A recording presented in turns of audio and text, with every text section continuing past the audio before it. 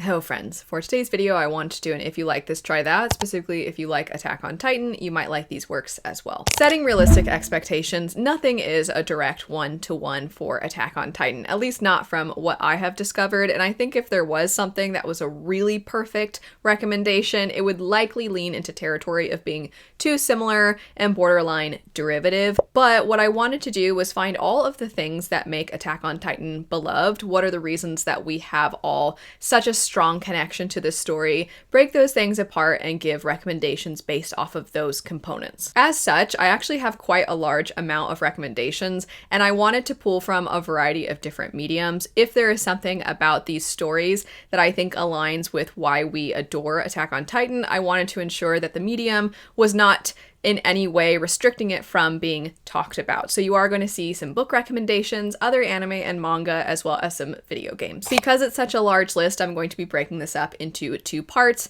The first section of both videos is going to share the same intro, but then the bulk of the video is going to be different once we actually get into the specifics. The four different categories that recommendations will fall under would be stories with fantastic twists and turns, great what I'll call replay or reread value, as well as a question of what is even going on. The second category is going to be related to the characters, so we're going to be exploring stories that showcase morally gray characters, as well as just in general complex characters and institutions that have corruption. The other two categories are somewhat related, but I did want to differentiate them because one, I would say, is zeroing in on a certain aspect that has ties to something that is very significant about Attack on Titan, and the other is a little bit more abstract. So these two would be Insurmountable odds. That's the one that's going to be a little bit more abstract. And then the other would just be basically the world building and specifically giant monsters or something of that sort, giant antagonists that play a role in the story, as well as, and this is why it's tied to the world building itself. The two categories we're going to be looking at today would be Insurmountable odds, as well as the world and giant monsters. We'll go ahead and start with Insurmountable odds. The first recommendation very easily could have gone within the morally gray, villainous characters and the examining of such characters. However, I felt like this particular antagonist creates what feels like insurmountable odds for the heroes of the story, and that would be Castlevania. And the specific antagonist that I'm highlighting would be Dracula, something that was true for some of the recommendations from the other video, and that will be true of today's as well, is that a lot of these recommendations could easily have fit within the other categories. However, I tried to ensure that I was really pinpointing the thing that had some kind of a parallel to Attack on Titan, and I think within Castlevania, that parallel is that feeling of insurmountable odds. If you don't know the setup for this, likely me mentioning Dracula gave some of it away. You follow a group of characters that have to come together to try and not only defeat Dracula, but his horde of monsters. While it might initially seem like it's a classic good guys versus bad guys, I do think there's a lot of complexities as noted for the villain in this story, but also there is a wide range of different villains. Sometimes allegiances shift, and you do find yourself compelled by a lot of the various different characters that are introduced. Also, given that this is also an animated show, I will say that some of the fight scenes in Attack on Titan and the animation in general is incredible, and that's true for a lot of what you get with Castlevania as well. The next three recommendations to fall under this category are a return to books, and those three would be Stormlight Archive, Red Rising, and Winnowing Flame. Red Rising is actually a very popular science fiction series, and while it does really utilize its genre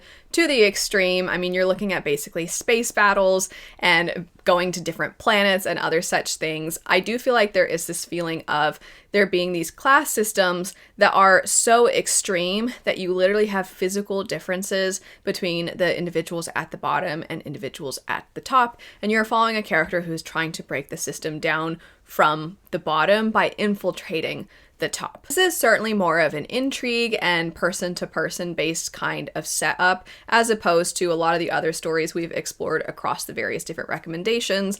However, I do feel like you see such a stark difference, not just in the physical capabilities of the characters, which can feel similar. It can feel like this is impossible to go up against, but because everything about their society sides with the oppressor.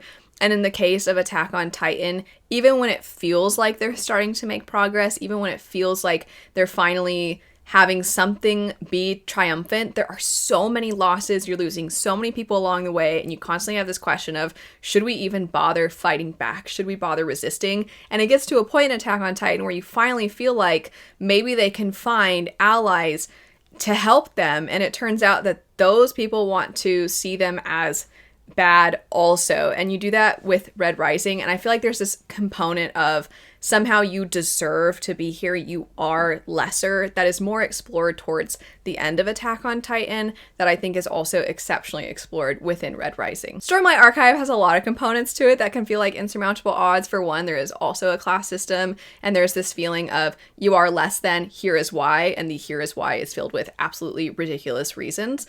But additionally, there is also this factor of nature being up against a lot of society in the form of high storms. And the high storms, for me, somewhat have parallels to the Titans, where it just feels like you just kind of have to construct your entire society, including the architecture. So in Attack on Titan, you have the walls around the cities, whereas in Stormlight Archive, you have the way that they have the roofs sloped and the angles and other such things, and the plant life, and all of these factors about their day-to-day lives are influenced by these forces of nature. And I think there's a parallel there. You also just have, the more the story progresses, the stakes getting bigger and bigger to a point where it feels like earth-shattering, earth-ending, and you have characters that might take up the mantle of ultimate power that can destroy everything, and I definitely feel like that is true as you progress through Attack on Titan. I feel like Winnowing Flame makes its way into pretty much every Like This, Try That video, because it's just got so many pieces to it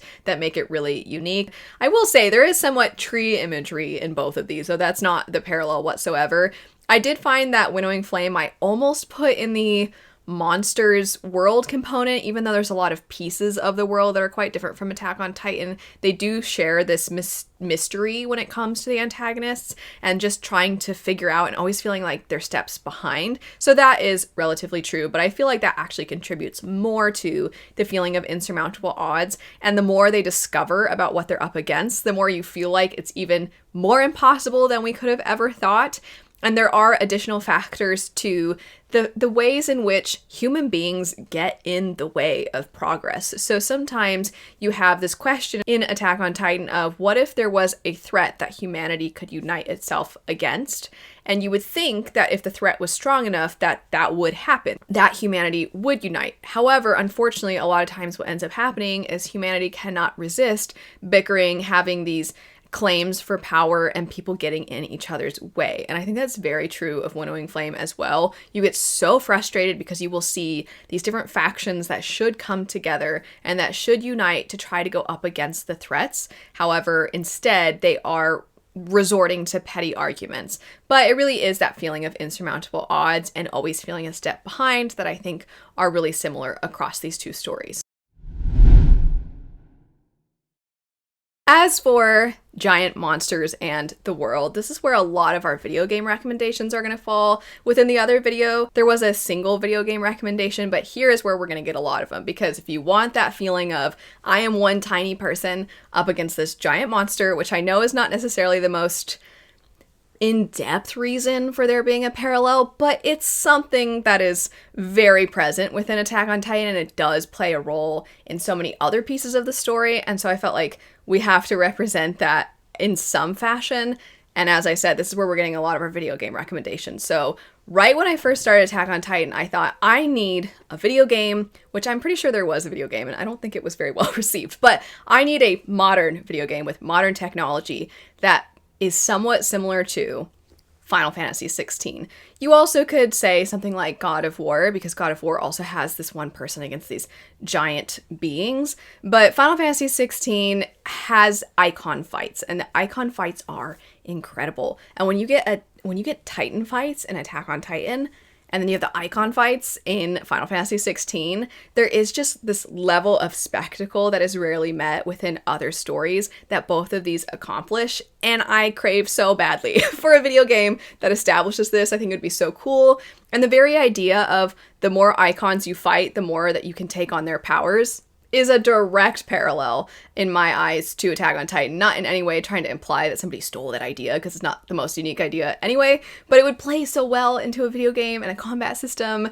And then in an RPG style game or a story driven game, if you could incorporate the story of Attack on Titan in a video game. I'm getting a little sidetracked because now I'm just kind of having wish fulfillment of imagining this scenario. But regardless, if you like the idea of Attack on Titan, but as a video game for the pure spectacle and the pulling from your fights and getting those powers, Final Fantasy XVI is going to deliver on that. An older video game that I don't see talked about all that much these days would be Shadow of the Colossus, and there aren't too many other things that capture that feeling of I am just one tiny person against this giant.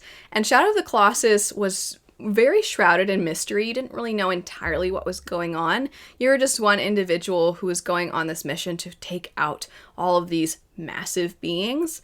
And again, I know it's somewhat surface level to draw these comparisons, but the spectacle is something I appreciate about Attack on Titan. I do feel like Shadow of the Colossus accomplishes this.